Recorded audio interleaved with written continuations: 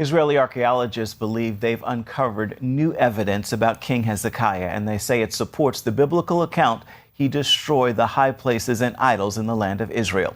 John Wagi shows us what they found. This latest discovery by Israeli archaeologists goes back to the First Temple period, about 800 BC. They say it appears to parallel the Bible from the time of King Hezekiah.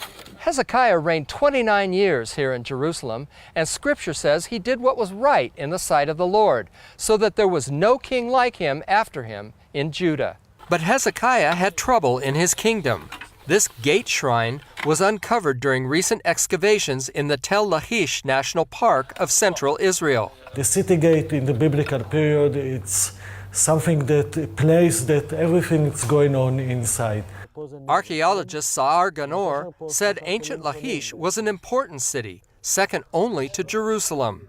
Closing to the wall, we have a lot of benches with a pilaster, with a white pilaster, with armrest that people can sit. Elders, judges, and kings would have sat here in the administrative headquarters. Scoops, jars, and handles also point to the royal and administrative nature of the gate. We found a lot of jars that call Lamelech jars. It means belong to the king. Other discoveries indicate the presence of cults and that Hezekiah dealt harshly with them. That evidence included 2 horned altars with the horns cut off. 2 Kings 18:4 reads, King Hezekiah removed the high places, smashed the sacred stones, and cut down the Asherah poles.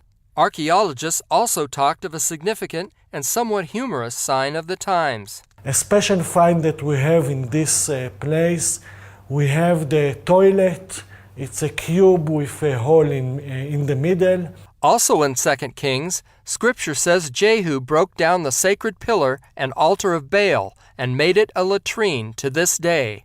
And now it's the first time that we have that we can identify the story from the Bible in Tel Lachish with the toilets. These pieces offer proof of the Bible's telling of what Hezekiah did.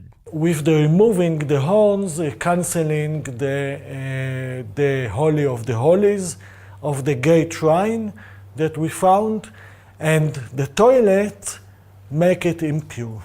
In part of the excavation, they dug through more than a foot of destruction and found arrowheads and slingshots that, according to Ganor, confirms the conquest of Assyrian King Sennacherib.